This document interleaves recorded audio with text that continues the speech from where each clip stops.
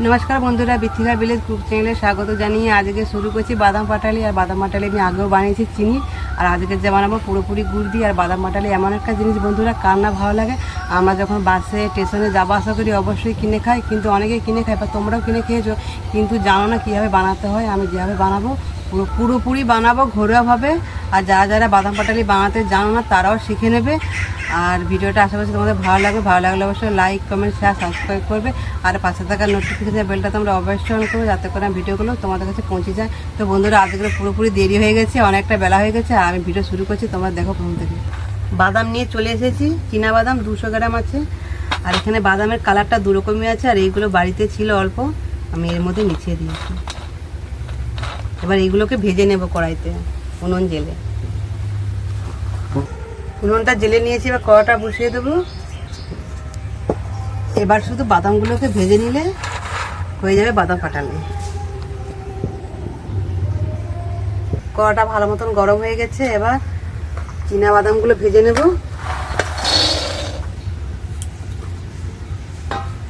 ভাজার পর বন্ধুরা এই যে বাদামের যে খোলাগুলো কিন্তু ভালো মতন ছাড়ে নিতে হবে।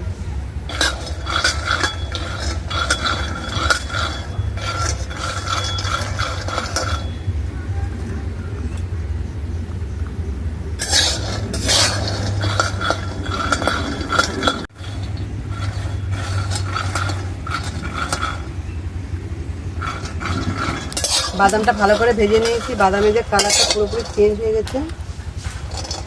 এবার এটা নামিয়ে নেব।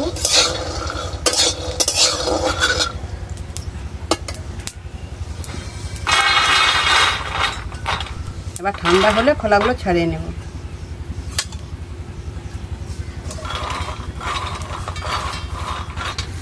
বাদামগুলো ঠান্ডা হয়ে গেছে, এই তো ভালোভাবে ছাড়ানো হয়ে যাচ্ছে। এইভাবে ঘষে ঘষে ছাড়াইতে হবে।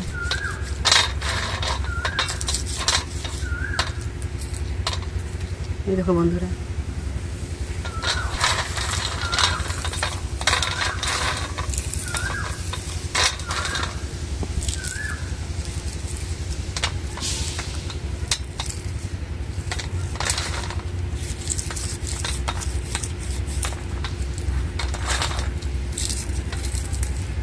এভাবে ছাড়িয়ে এইভাবে দুভাগ করে দিতে হবে। এরকম গোটা হলে কিন্তু হবে না।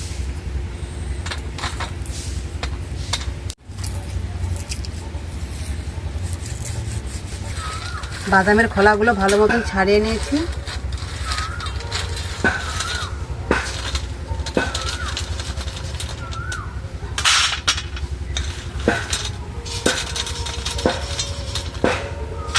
এই মাঝে মাঝে এইগুলো যে রয়ে যাচ্ছে খোলাগুলো, এগুলোকে আবার হাত দিয়ে এই করে দেবো।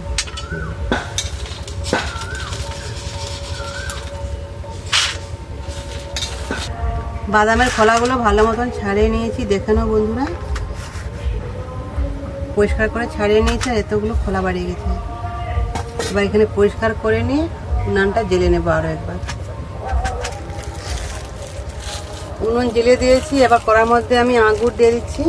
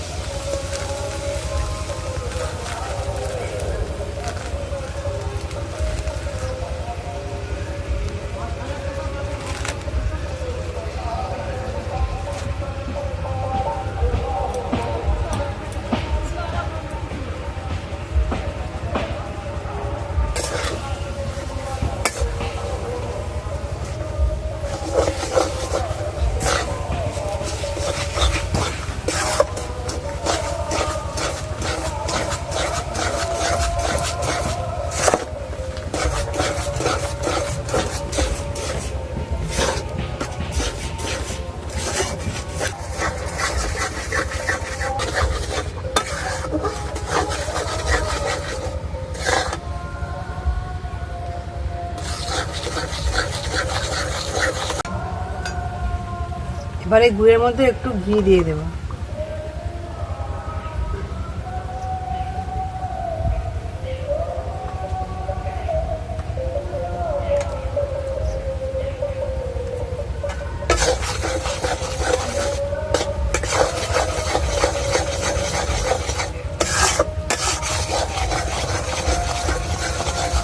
এটা ভালো করে পাক দিতে হবে যতক্ষণ চিচিটে খাওয়া।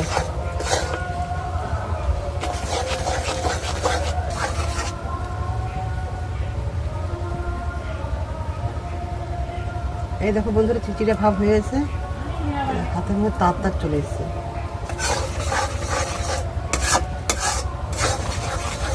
গুড়টা কতটা পাক হয়েছে তোমাদের দেখিয়ে দিচ্ছি। এই বাটির মধ্যে অল্প করে জল দিয়েছি, এতে ফেলে দেবো। এই দেখো বন্ধুরা বসে গেছে, গুড়টা ভালো মতো পাক হয়ে গেছে। এবার এর মধ্যে এবার দিয়ে দেবো বাদামগুলো।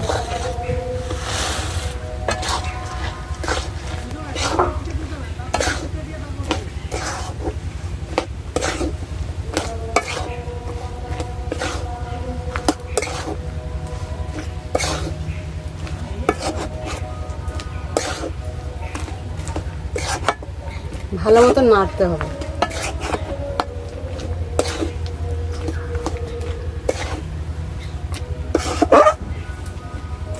নাড়া হয়ে গেছে, এবার থালার মধ্যে আমি অল্প করে তেল বা ঘি মাখিয়ে দেবো।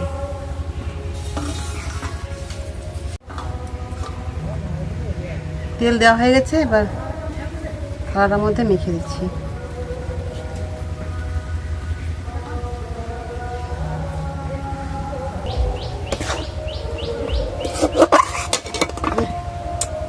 ওটা কেটে দিয়ে দিচ্ছি।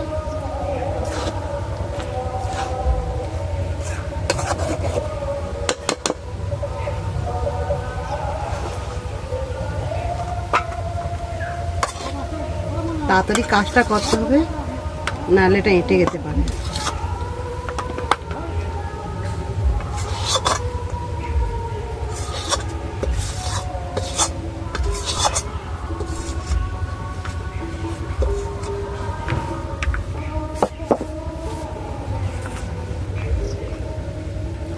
সঙ্গে সঙ্গে থালার মধ্যে এইভাবে চাড়িয়ে দিতে হবে।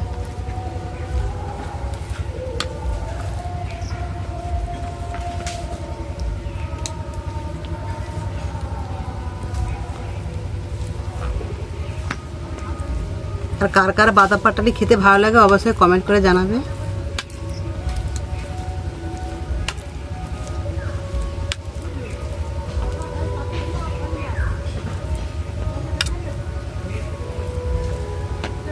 তো বন্ধুরা ভালো মতন আমি চাড়িয়ে দিয়েছি, এবারে ঠান্ডা হোক তোমাদের দেখাচ্ছি কেটে।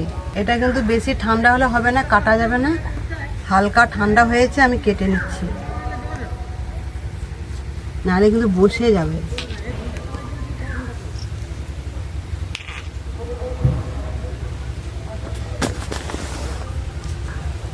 আমি এবার বাদাম পাটালির শেপ দিয়ে দিচ্ছি।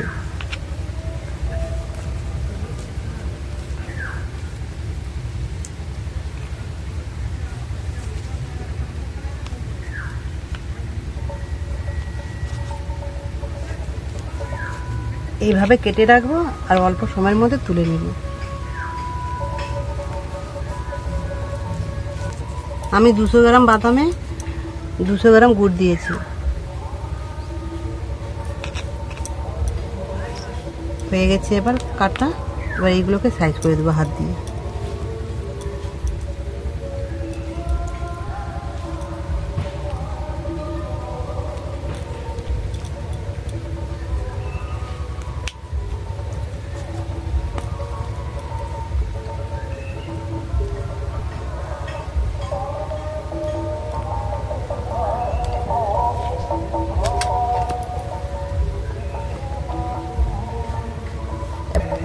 ভালো করে কেটে নিয়েছি বাদাম পেটালিগুলো এই চাকুটার সাহায্যে।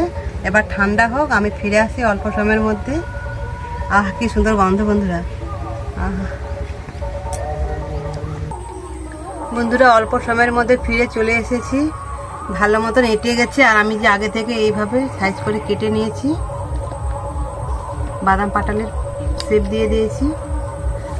তো এই দেখো এই উঠে যাচ্ছে কত সুন্দর আওয়াজ। দেখো আর একটা তুলে দেখাচ্ছি তোমাদের।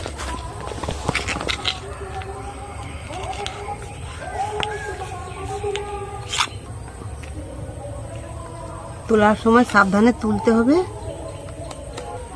একটু ভুলের জন্য এটা ভেঙে গেল। এই দেখো বন্ধুরা, খুব সাবধানে তুলতে হবে।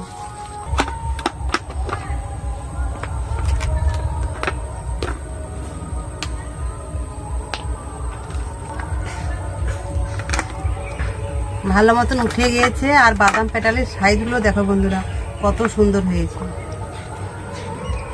খুব সুন্দর হয়েছে। আর তোমাদের খেয়ে দেখাচ্ছি আমি, এইটাই খেয়ে দেখি।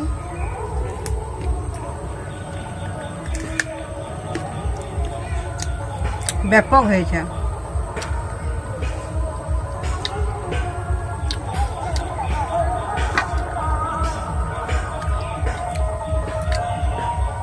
চিনির থেকে গুড়ের যে বাদাম পেটালি হয় ওটাই খেতে ভালো লাগে, চিনিটা তো ভালো লাগে না।